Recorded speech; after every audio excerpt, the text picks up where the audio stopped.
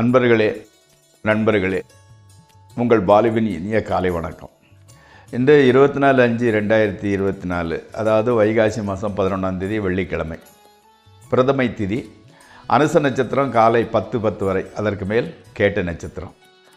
ராகு காலம் 10:30 12 வரை, யமகண்டம் 3 4 வரை. அதே மாதிரி நல்ல நேரம் காலையில் 9:30 to 10, சாயங்காலம் 2 to 3. இன்றைக்கி இந்த சந்திராஷ்டிரமம் யாருக்குன்னா மேசராசிக்காரங்களுக்கு. அதே மாதிரி நீங்கள் அணிய வேண்டிய உடையின் நிறம் வெண்மை, அதாவது வெள்ளை கலரு சற்று போட்டுக்கலாம்.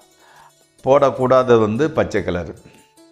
அதே மாதிரி சாப்பிட்றது முள்ளங்கி அல்லது புதினா, துளசி இலை, இந்த மாதிரி பட்டது காலையில் முதல்ல எடுத்துக்கிட்டிங்கன்னா உங்களுக்கு மனது அமைதியாக இருந்துக்கிட்டு இருக்கும். இப்போ நம்ம முதல்ல அந்த மனிதரோட கேரக்டர்கள், இப்போ உதாரணத்துக்கு இப்போ மாசி மாதம் பிறந்தவங்க, அதாவது பிப்ரவரி 15 மார்ச் 15 வரைக்கும் அந்த பீரியடில் பிறந்தவங்களோட அம்சம் எப்படி இருக்குன்னு ஒரு லைட்டாக பார்க்கலாம்.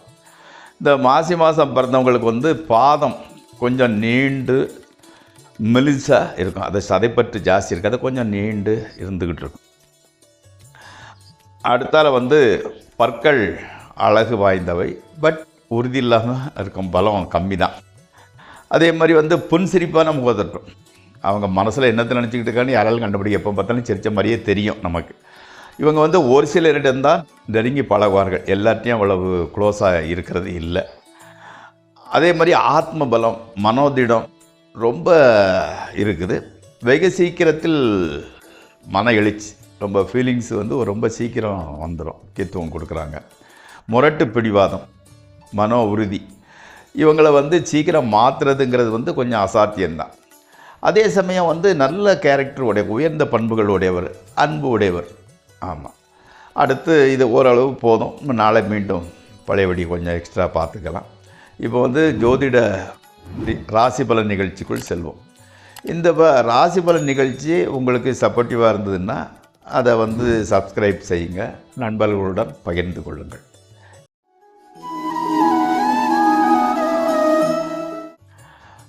வீட்டை நல்லா டெக்கரேட் பண்ணி வைக்கிறீங்க, புதுசாக கர்ட்டனு, புதுசாக பெயிண்டிங்ஸு, புதுசாக இந்த மாதிரி எதுமோ ஸ்டிக்கர்கள்லாம் வாங்கி வச்சு அழகுபடுத்துகிறீங்க.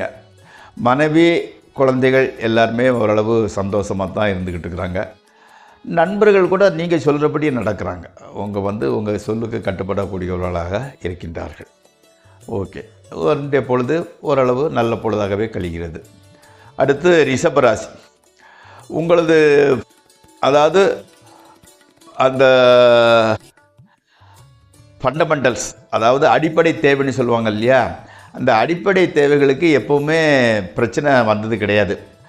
ஆனால் என்னென்னா, ஒரு லெவலுக்கு மேலே போகலாம்ங்கிறதுக்கு நீங்கள் எவ்வளவோ முயற்சி பண்ணால் கூட அந்த டார்கெட்டை ரீச் பண்ண முடியல. அதுதான் உங்களுக்கு கொஞ்சம் மன குழப்பம்.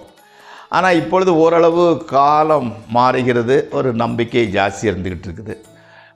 உங்கள் குடும்பத்தினர் கூட உங்களுக்கு சப்போர்ட்டிவாக இருந்துக்கிட்டு இருக்கிறாங்க. ரைட். அடுத்து மிதுன ராசி.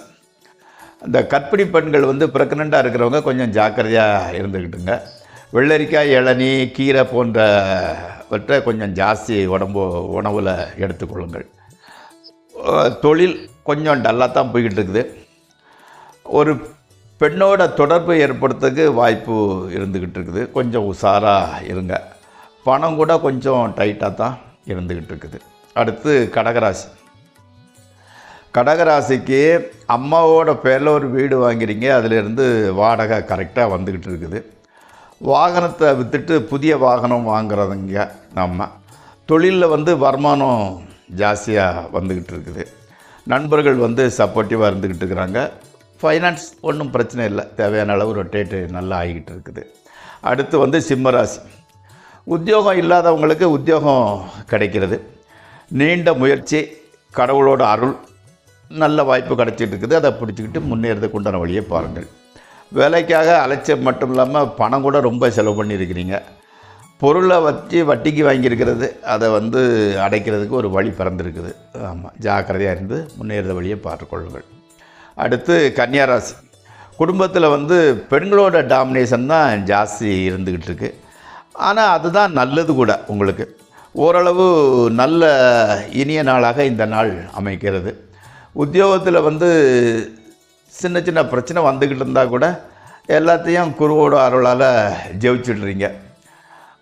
பணப்பிரச்சனைன்னு பெரிய அளவுக்கு எதுவும் இல்லை. ஸோ இந்த சுமாராக நல்லாகவே கழிகிறது. அடுத்து துளாராசி. பிறந்த இடத்த விட்டு வேறு இடத்துல தான் நீங்கள் செட்டில் ஆகிட்டீங்க. ஆமாம், வாழ்க்கை தரம், பேச்சின் தன்மை, குடும்ப அமைப்பு, சாப்பாட்டு முறை எல்லாமே மாறிடுச்சு. பட் அந்த ஸ்டாண்டர்டுங்கிறது கூடிக்கிட்டே தான் போய்கிட்டு இருக்குது. முன்னால் வந்து 10 லட்சம் 10,000 கடன் வாங்கியிருந்தேன்னா இப்போ 10 லட்சம் அல்லது 10 அந்த மாதிரி ஸ்டாண்டர்டு வந்து கூடிக்கிட்டே தான் இருந்துக்கிட்டு இருக்குது. அனாவசிய செலவை வந்து கொஞ்சம் கம்மி பண்ணிக்கோங்க. அடுத்து விருச்சகம். மனைவியனோட பொறுப்பான நடவடிக்கைனால அவர் மீது உங்களுக்கு பாசம் மதிப்பு கொஞ்சம் ஜாஸ்தி ஆகிட்டு இருக்குது. தேவையான பணம் கிடைக்கிறது. குழந்தை பிறக்கும் வாய்ப்பு இருந்துக்கிட்டு இருக்குது. நண்பர்களுக்கு செய்யும் செலவு வந்து ஜாஸ்தி பண்ணிக்கிட்டு இருக்கிறீங்க. வியாபாரம் செய்கிறவங்களுக்கு ஓரளவு நல்ல லாபம் வருகிறது. அடுத்து தனுசு ராசி. பெண்களிடம் நல்ல பெயர் எடுப்பதுங்கிறது வந்து கஷ்டமாகுது. அது ஒய்ஃபாக இருக்கலாம், கூட பிறந்தவங்களாக இருக்கலாம், அம்மாவாக இருக்கலாம். பெண்கள்கிட்ட நல்ல பேர் எடுக்க கஷ்டமாக இருக்குது. எதிர்பார்த்த விட கொஞ்சம் ஜாஸ்தி செலவு பண்ணிக்கிட்டு இருக்கிறீங்க. மாணவர்களுக்கு வந்து கல்வியில் ஈடுபாடு நன்றாக இருக்கிறது. அடுத்தால வந்து மனைவியின் உத்தியோகம், வியாபாரம், நட்போட்டம் எல்லாமே வந்து சுமூகமாக தான் போய்கிட்டு இருக்குது. எதுலேயும் சீரியஸான பிரச்சனைகள் எதுவும் இல்லை. அடுத்து மகர ராசி. குழந்தை பாக்கியம் இல்லாதவங்களுக்கு குழந்தை பாக்கியம் கிடைக்குது. ஓரளவு அதிர்ஷ்டமான நாள் தான் இன்றைக்கி. மனம் வந்து கொஞ்சம் உற்சாகமாக இருந்துக்கிட்டு இருக்குது. டெக்ஸ்டைல்ஸு, ட்ராவல்ஸு, பிஜி நடத்துகிறவங்க, beauty parlour, music, cinema, drama இந்த மாதிரிப்பட்ட துறையில் ஈடுபட்டவங்களுக்கு ரொம்ப நல்ல விதமான முன்னேற்றம். அடுத்து கும்பராசி.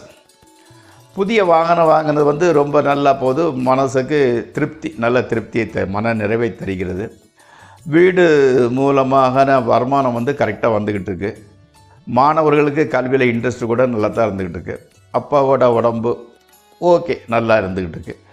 அவரது கைடன்ஸ், அதாவது புத்திமதி, ஆலோசனை வந்து உங்களுக்கு சப்போர்ட்டிவாக இருந்துக்கிட்டு இருக்குது. அடுத்து மீனராசி. உடல்நலம் ஓகே நல்லா தான் இருந்துக்கிட்டு இருக்குது. ஆமாம், அதாவது அரசியலில் உள்ளவங்களுக்கு நல்ல எதிர்காலம் காத்துக்கிட்டு இருக்கிறது. தொழிலை சீர்படுத்தணும். சிலர் வந்து தொழிலை வந்து மாடிஃபை பண்ணணும், அது பண்ணணும், கொஞ்சம் இருக்கிற பிரச்சனைகளை சால்வ் பண்ணணும்னு நினைக்கிறவங்களுக்கு உங்களோட முயற்சி வந்து சக்ஸஸ் ஆகும். ஆமாம், உங்களோட பேச்சினோட தன்மை ரொம்ப சேஞ்சாக இருந்துக்கிட்டு இருக்குது. ஆனால் வந்து மனசில் மட்டும் ஏதோ ஒரு குழப்பம், ஒரு மன நிறைவுங்கிறது இல்லை உங்களுக்கு. குலதெய்வ வழிபாடுங்கிறது உங்களுக்கு ரொம்ப நன்மையை தரும். அதை மறக்காமல் செய்யுங்க.